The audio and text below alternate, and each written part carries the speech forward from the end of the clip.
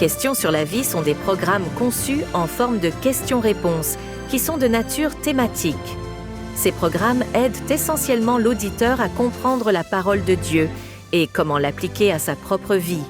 Et ils aident également l'auditeur à comprendre les problèmes contemporains à la lumière de la parole de Dieu et des principes bibliques. Chaque émission aidera l'auditeur à gérer les problèmes importants de la vie et à combler les lacunes de sa vie personnelle. Les programmes apportent des réponses pleines de sens aux questions que beaucoup de gens se posent sur eux-mêmes, leur famille et leurs relations de vie, ce qui les mènera à une meilleure compréhension les uns avec les autres et avec leur Père. Nous espérons que le programme d'aujourd'hui sera une bénédiction pour vous.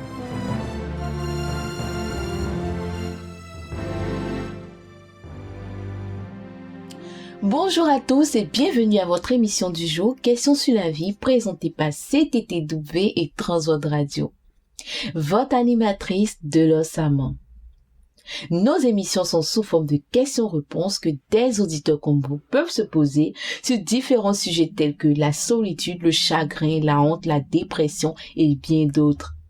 Mais nous traitons également des sujets sur Dieu, Jésus, le ciel et la prière. Sachez une chose, aucune question n'est interdite. Nous sommes de nouveau en compagnie de notre invité, le frère Zoé Ephraim. Bonjour frère Zoé. Bonjour Miss Della et bonjour à tous nos auditeurs. J'espère que vous allez bien. Je vais très bien. Nous sommes très ravis de vous recevoir encore sur notre plateau aujourd'hui. Moi également, je suis très heureux d'être là. Notre émission d'aujourd'hui traite des questions sur le stress, l'anxiété et la dépression à la lumière de la parole de Dieu. Elle soulève des questions importantes sur ce qui cause ces sentiments et comment les gérer sous la direction de Dieu. Nous ne pouvons bien évidemment pas parler de ce sujet sans évoquer le Saint-Esprit. Absolument. Nous allons prier. Okay. Cher Dieu, nous te prions, nous te remercions pour ce moment que tu permets pour nos auditeurs et pour nous. Daigne nous accompagner et que ton esprit soit avec nous afin de répondre favorablement à chaque auditeur. C'est au nom de Jésus que j'ai prié. Amen. Amen. Frère Zoé, nous allons maintenant entamer notre sujet d'aujourd'hui. D'accord. Nous allons parler du stress et la dépression. C'est ça. Avant de prendre les questions de nos auditeurs, D'accord. On aimerait bien savoir c'est quoi le stress et comment l'éviter. Alors, c'est un point de départ assez logique.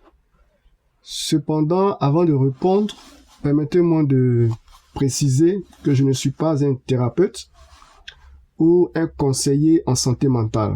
Je ne suis pas ici non plus pour diagnostiquer ou traiter un problème de santé mentale. Et j'encourage toute personne qui a besoin d'un tel service à contacter un médecin. Maintenant, revenons à notre question. Le stress fait partie de la vie de tout le monde. Il peut résulter de problèmes physiques, mentaux ou émotionnels en entraînant des tensions. Et nos réponses peuvent être aussi physiques, mentaux ou émotionnels.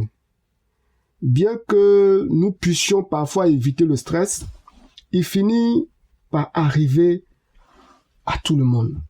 Merci beaucoup, frère Zoé. Okay. Mais si nous ne pouvons pas l'éviter, comment le gérer donc? Cette question mène à un point intéressant.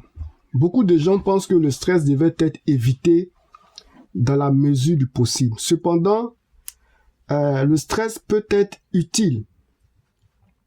Il nous permet de rester à l'écoute du danger, d'être éveillé afin d'éviter ce danger-là. Par exemple, si nous traversons une zone inconnue la nuit, nous restons évidemment vigilants et sur nos gardes.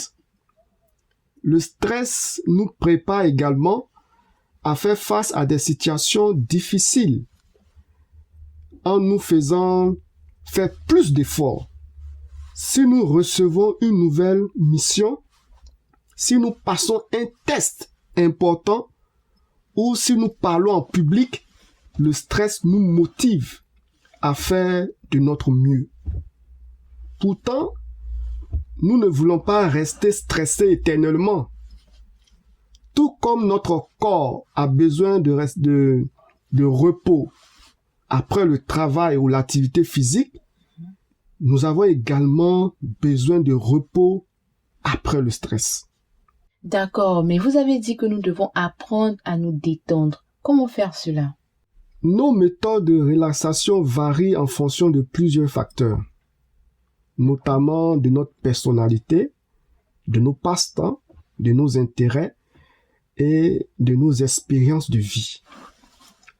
Quelques méthodes générales de relaxation comprennent la prière, l'exercice, le soutien des amis, des conseils, la lecture de la Bible, la promenade dans la nature et de bonnes habitudes alimentaires et de sommeil.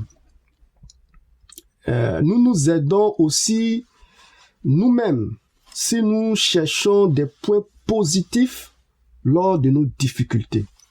Et l'une des mesures les plus importantes, mais souvent les plus difficiles que nous puissions prendre est d'arrêter de nous surmener. Éviter de faire trop d'exercices, trop de choses à la fois. Bien que nous voulions aider les autres et assumer notre part de la charge de travail, personne ne peut tout faire. Nous devons apprendre à dire non lorsque nous atteignons nos limites de temps et d'énergie. La Bible offre de l'aide pour répondre à cette question. Après avoir créé le monde et tout ce qu'il contient, Dieu s'est reposé. C'est cela. Il nous a ensuite commandé de suivre son exemple. Le 4e des 10 commandements règle cette question.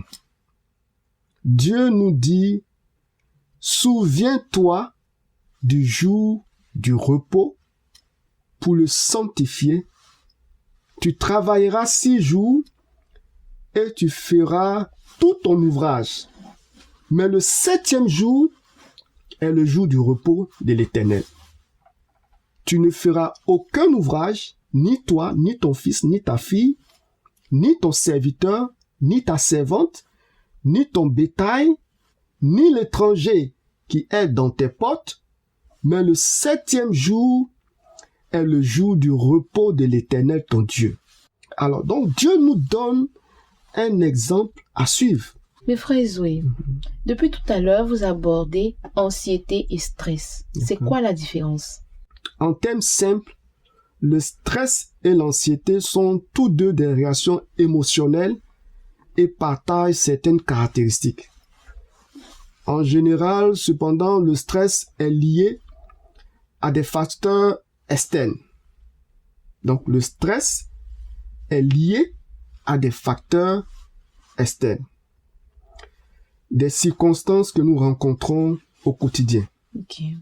L'anxiété en général est liée à la façon dont nous gérons le stress de la vie. Notre réponse interne. Alors donc, l'anxiété, il est en rapport avec tout ce qui est à l'intérieur de nous. Il s'agit souvent de peur, d'inquiétude. L'anxiété peut être généralement ou spécifiquement liée à certaines circonstances. Il peut se développer jusqu'à une peur ou une inquiétude interne conduite par des attaques ou par une panique. L'anxiété dépasse souvent et dure plus longtemps par rapport au stress, parce qu'il est interne. Merci beaucoup, frère Zoé. Je pense que nous avons beaucoup d'auditeurs qui sont impatients de poser leurs questions. D'accord. Nous allons maintenant passer aux questions de nos auditeurs. Nous avons un auditeur qui nous demande: qu'en est-il des gens qui suivent Jésus? Souffrent-ils de dépression? Alors, certaines personnes pensent que si elles suivent Jésus, leurs problèmes cessent. Cependant, les croyants tombent malades physiquement. Voilà, c'est-à-dire le fait de suivre Jésus ne dit pas que tu ne vas pas avoir de problèmes de santé. Voilà. Les croyants ont des accidents, les croyants meurent, les croyants ont des problèmes de famille, et oui, les croyants souffrent de maladies mentales, y compris la dépression. Lorsque nous lisons la Bible, nous voyons des cas où des croyants souffrent d'une grande angoisse émotionnelle et mentale. Et nous pouvons lire dans la Bible, il est écrit ceci: « Pourquoi te décourager, mon âme, et t'agiter en moi ?» Une autre partie de la Bible dit: « Pourquoi suis-je sorti du ventre de ma mère pour voir la peine et la tristesse et pour finir mes jours dans l'opprobre ?» Donc, pour dire que celui qui suit Jésus peut avoir des temps difficiles, des temps de pression, des temps de dépression. Voilà, donc ce ne sont pas des cas isolés. Même le chrétien est aussi exposé à la pression. Mais ce qui est intéressant, c'est que Jésus nous donne une solution. Voilà. Merci beaucoup, Frère Zoé. Cette réponse conduit un autre auditeur à nous demander: D'accord. Comment puis-je connaître personnellement le seul vrai Dieu? Alors, c'est vraiment une question importante et centrale pour la vie d'un être humain. Voilà. Comment connaître le vrai Dieu? Voici les vérités fondamentales que vous pouvez comprendre et accepter. La première chose, c'est de savoir que Dieu vous aime. Ça, c'est la première des choses. Dieu vous aime et veut une relation personnelle avec vous. Dieu a aussi un plan spécial pour votre vie. Tout le monde a péché. Et c'est pourquoi la Bible dit que il n'y a même pas un juste, pas même un seul, car tous ont péché et sont privés de la gloire de Dieu. Le péché nous sépare de Dieu. Voilà. Donc, il faut comprendre tous ces éléments et nous rapprocher de Dieu. Savoir que Dieu nous aime, que nous avons péché, nous permet de nous rapprocher de lui. Dieu nous a tellement aimés qu'il a envoyé Jésus-Christ pour mourir à la croix pour nos péchés. Alors, donc, de façon simple, c'est d'accepter Jésus-Christ, qui est le don de Dieu, comme notre Seigneur et Sauveur personnel. Vous pouvez accepter le Seigneur maintenant, pendant que vous êtes là, dans votre salle d'eau, dans votre bureau, quel que soit là où vous vous trouvez, répétez simplement ces mots avec moi, et vous allez recevoir Jésus-Christ comme votre Seigneur et Sauveur personnel. Seigneur, je reconnais que j'ai péché contre toi. Je te demande pardon pour tous mes péchés. Je reconnais que Jésus-Christ est mort pour moi. Et je veux l'accepter aujourd'hui comme mon Seigneur et mon Sauveur personnel. Viens dans ma vie. Remplis mon cœur d'amour pour toi et donne-moi la force de te suivre. Amen. Amen. Merci beaucoup, Frère Zoé. Et je pense que cette prière va beaucoup aider certains auditeurs, autres que celui qui a posé la question. Nous sommes au thème de notre émission du jour. Merci de nous avoir écoutés, de nous avoir suivis. Nous vous encourageons à suivre d'autres émissions de questions sur la vie présentées par CTTW et Transworld Radio. Votre animatrice Delos Samon, je vous remercie et à très bientôt.